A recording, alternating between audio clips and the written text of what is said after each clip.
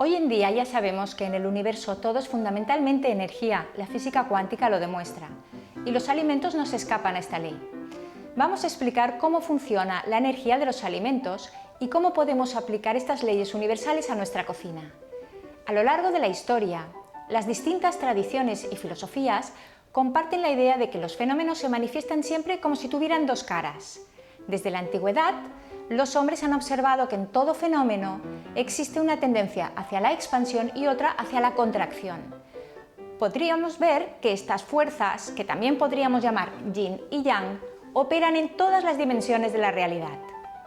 Si hablamos, por ejemplo, del día y de la noche, el día es más yang y la noche es más yin.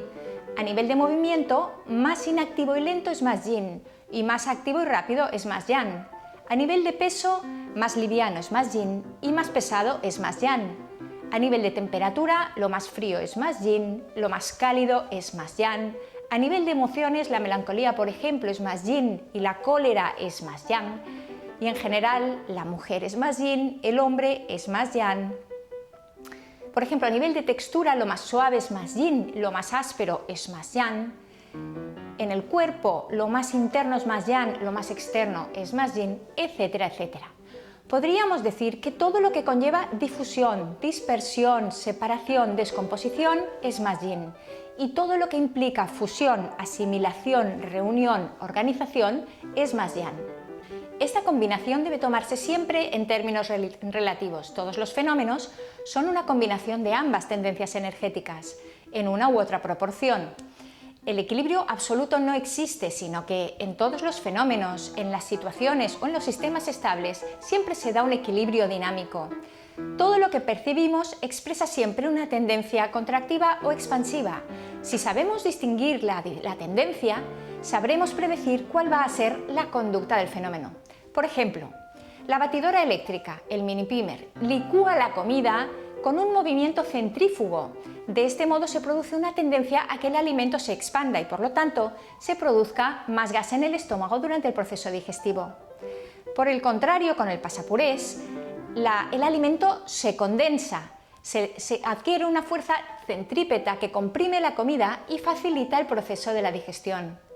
Los alimentos también tienen este carácter bipolar. Unos producen más expansión, son más yin, y otros, más yang, producen efectos más contractivos y, en función de ellos, producen determinadas consecuencias a nivel mental, emocional u orgánico. Es por ello que si aplicamos bien la polaridad en la cocina, los efectos son muy directos. Imaginemos que una persona está dispersa, cansada, alicaída, es decir, se encuentra en una fase más bien yin. Lo que le convendrá es tomar alimentos que produzcan efectos contractivos y tonificantes, yang, alimentos salados, concentrados, bien cocinados. O bien al contrario, una persona que esté más tensa, irritable, incluso colérica, ¿qué intuimos que necesitará para relajarse? Pues alimentos más expansivos o más contractivos. Probablemente, si se come, por ejemplo, unas almendras tostadas y saladas, todavía se enfadará más. Pero si le damos un zumito de manzana, lo más seguro es que empiece a relajarse. El cuerpo, como cualquier otro fenómeno del universo, siempre está buscando el equilibrio entre las dos polaridades. Si nuestra alimentación es, por ejemplo, muy concentrada y muy contractiva, comemos mucha carne, embutidos, quesos curados, sal, un exceso de cocción, ¿qué nos apetecerá a continuación? Pues seguro que nos apetecerá consumir más alimentos del tipo expansivo, como el azúcar, el chocolate, los helados, las frutas, sus zumos o el alcohol. ¿Y por qué? Pues porque todos estos alimentos que acabamos de mencionar son expansivos, producen una distensión en los tejidos y una dispersión de la energía en general que compensan la fuerte contracción que han producido los alimentos que hemos consumido antes. Nuestro organismo buscará compensar estas tendencias opuestas y siempre quiere encontrar un cierto equilibrio, oscilando entre ambos extremos. Y es así como nuestro cuerpo sufre un importante desgaste biológico y energético. ¿Cuáles son los alimentos extremos? Los alimentos extremadamente contractivos son la sal, los huevos, las carnes, los condimentos salados, los alimentos procesados como el arroz blanco, los horneados y alimentos muy tostados. Y los extremadamente expansivos son los azúcares, las frutas más tropicales, sus zumos, los helados, los lácteos y, en su extremo, los estimulantes químicos y las drogas. ¿Cuáles son los alimentos energéticamente más centrados? Son los cereales integrales, las verduras, las frutas de la estación, las legumbres, las semillas, los frutos secos, el pescado, las proteínas vegetales, las algas.